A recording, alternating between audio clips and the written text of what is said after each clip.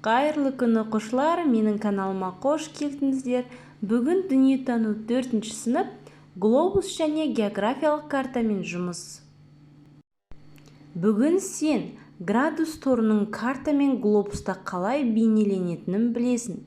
Карта мен глобустан параллельдер мен меридиандарды ажыратуды үйренесің. Балалар, суретте кімді көріп тұрсыздар? Дұрыс айтасыздар.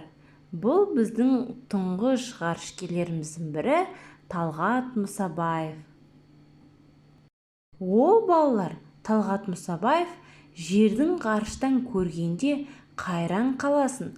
Көгілдір ғаламшар өзінің жылуы және жарығымен таңғалдырады деп әсерін жеткізген болатын. Глобустың дәл ортасынан көлденеңінен көк сызық қиып өтеді. Ол экватор деп аталады. Экватор жерді солтүстік және оңтүстік жартышарларға бөліп жатыр. Жердің өзінде мұндай сызық жоқ. Оны математикалық жолмен есептеп шығарған. Жердің солтүстік полюсі мен оңтүстік полюсін жалғап жатқан доға тәрізді сызықтар меридиандар деп аталады. Картада солтүстік және оңтүстік бағыттарды меридиандар бойынша көрсетеді. Бұл сызықтардың ұзындықтары бірдей.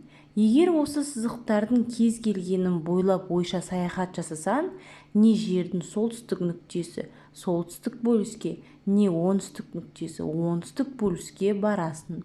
Экватордың басталған арақашықтықтары бірдей сызықтар параллельдер деп аталады. Параллельдер шығыс немесе батыс бағытты көрсетеді.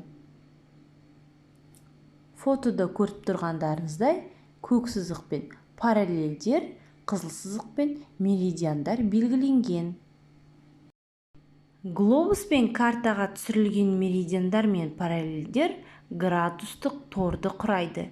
Жер бетіндегі әр нысанның орнын сол анықтайды. Географиялық координаторлар ендік пен бойлықтан тұрады.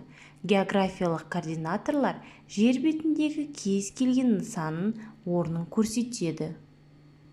Сен білесің бе? Глобус 15-ші ғасырдан бастап шығарыла бастаған.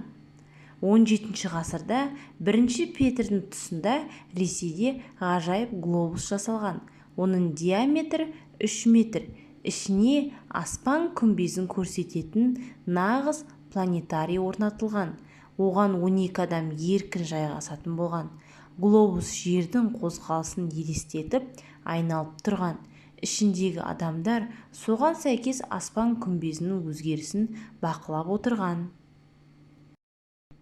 Сабағымыз аяқталды, оқушылар. Назарларыңызға рахмет.